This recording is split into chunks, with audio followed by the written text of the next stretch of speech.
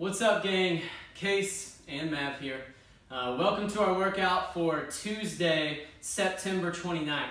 Longer workout today. We've got two 12-minute AMRAPs. First one is 50 double unders, 20 single arm hang clean and jerk. You'll be alternating on those, and then a 100-meter suitcase carry out in one hand, switching it 100-meter suitcase carry back in the other hand. We'll go ahead and go over those three movements, and then we'll get into the movements for our second AMRAP.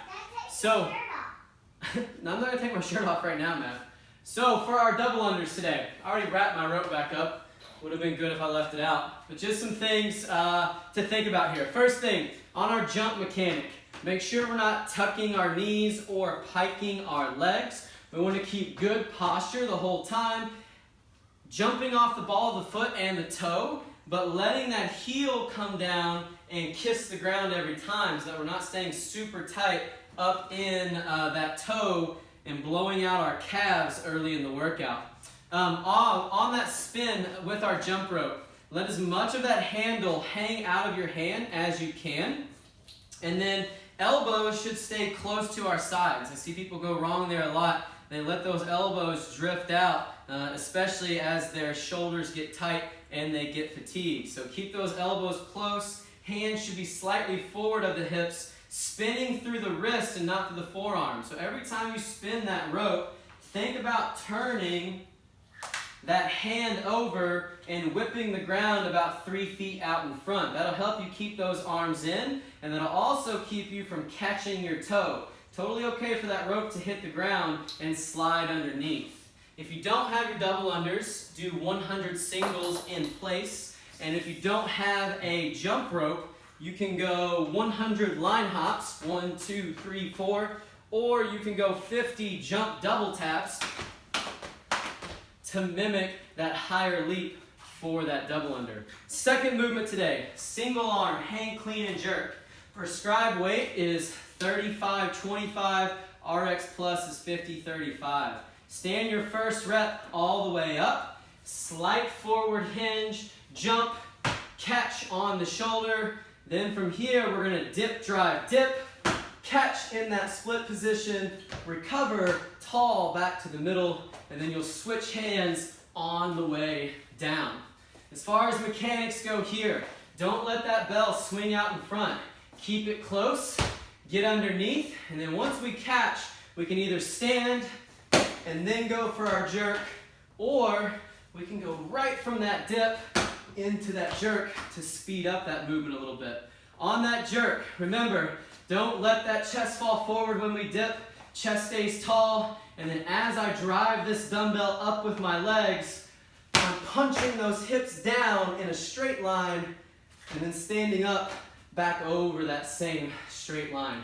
On the way down, keep that arm long until you jumped and brought it back up to the shoulder on the other side. Last thing to point out there, whichever fist that goes up, that's the leg that goes back. So when you bring it down to switch arms, when that left hand goes up, that left foot's gonna go back, and then we'll recover to the middle. Just a reminder, alternating on those up to those 20 reps. I wouldn't recommend trying to do all 20 unbroken. I would do 10, set it down, take a few breaths, and then do 10 more to keep you from redlining. Last one today, last one for this first AMRAP is suitcase carry. Don't go so heavy on these that this object needs to lay on your side. You should be able to stand straight up and down, keep this object a couple inches off your side. And the other thing I want you to think about is breathing in for a few steps. As you breathe in, that's what helps you stay tall. And then still trying to stay tall as you breathe out for a few steps. That'll help you stay braced, it'll help you keep a good posture, and also it helps those carries go a little bit faster because you can think about the breathing versus how bad your forearm hurts or how long that carry is gonna take. As far as the movements go, push your double unders and your hang clean and jerk a bit in terms of intensity, and then slow it down a little bit on those carries. Focusing on that posture at a little bit slower pace is going to give you more out of that movement than trying to rush through it. Rounds and reps is your score count each of those carries as 1 rep. So it's a 100-meter carry out, that's a rep. Switch hands, 100-meter carry back.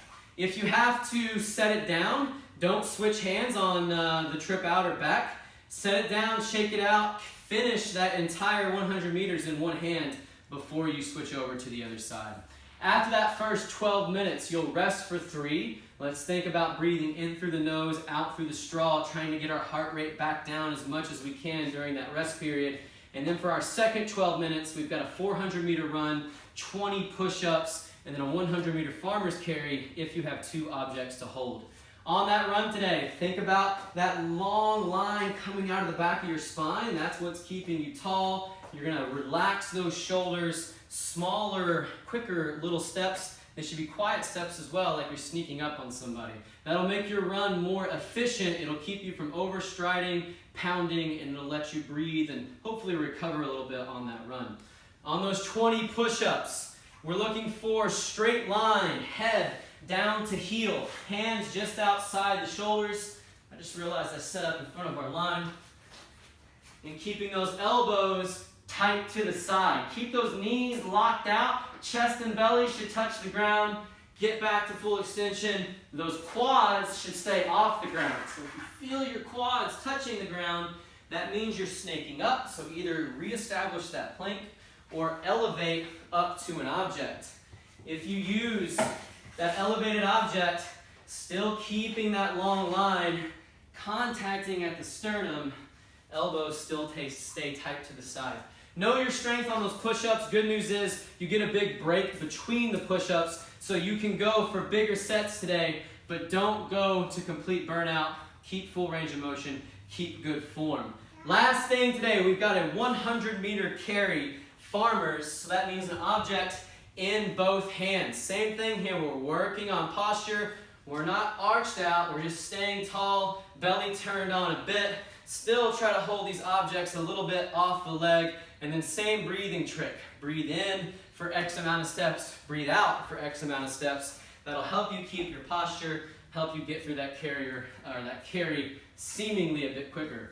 If you only have one object, you can do a 50-meter carry out in one hand and then switch for 50 meters back. Same thing, rounds and reps on that second workout. Count your 400-meter run as 1 rep and your 100-meter carry as a rep. Push the run, push the push-ups. On the farmer's carry, slow it down. Focus on core stability and posture. Good luck on today's workout, and we'll see you back for our Strength plus Metcon for Wednesday.